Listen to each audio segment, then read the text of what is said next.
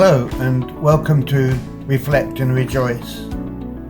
This morning I'd like to share from a verse in Philippians from chapter 1 verse 20. Paul says, "I eagerly expect and hope that I will in no way be ashamed, but will have sufficient courage so that now as always Christ will be exalted in my body, whether by life or by death." Paul starts off with this wonderful phrase, "I eagerly expect." I don't know sometimes what you're expecting or how things might work out when you are expecting somebody or something to come. But what Paul is saying here is that he's eagerly expecting that Christ will be magnified in his life. The idea of eagerly expecting, it has the idea of anticipation, looking forward to something. He's earnestly waiting for an opportunity to come up in his life, day by day, that whatever might happen, it'll be an opportunity for Christ to be seen as being big in his life. It has the idea of having your neck outstretched, looking and waiting for something to happen. Many years ago, when I was reading through the Psalms, I was really struck by Psalm 5 verse 3. David says, "In the morning, O Lord, you hear my voice. In the morning I lay my requests before you and wait in expectation." So what was David doing in that psalm? It encouraged me as I was reading it through. In the morning, Lord, you hear my voice. In the morning, Lord, I lay my request before you, and I wait in expectation for you to work. There's an anticipation that David had as he wrote this psalm, expecting God to answer his prayers. And that's what Paul is saying, living with an anticipation and an expectancy that whatever might come up, God will be magnified in his life.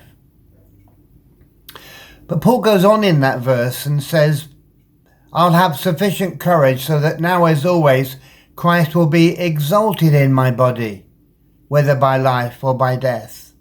Not only was he eagerly expecting God to work in his life, he was eagerly expecting that God would be exalted in his life.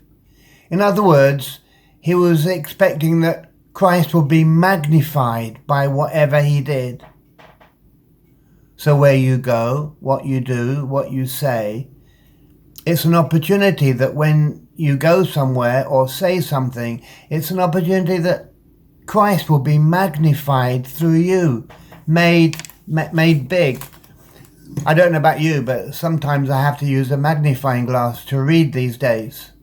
And when you use a magnifying glass and put it against the words or something, it makes it big. And Paul is saying, and something for you and me, Lord, whatever comes up in my life, may that be an opportunity that when people see me and see what happens, that as a result of it, you are magnified and that you are made greater. In Joshua, chapter 3 verse 7, God said to Joshua, "Today I will begin to exalt you in all Israel." In other words, as the leader, I'll begin to exalt you. And then in chapter 4 verse 14 it says, "That day the Lord exalted Joshua, made him big."